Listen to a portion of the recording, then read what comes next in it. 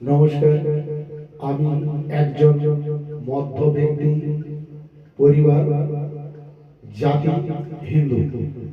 আমার ছেলেকে বিয়ে করানোর জন্য একটি শুভ পাত্রী চাই। মেয়েটির বয়স 18 থেকে 23-এর মধ্যে হতে হবে। মেয়েটি কালো হোক বা সাদা হোক, মুখের কাটিং ফেস হতে হবে।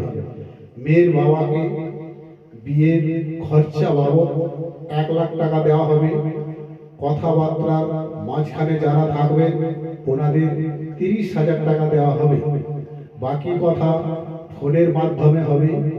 ফোনের নম্বর 9359238984।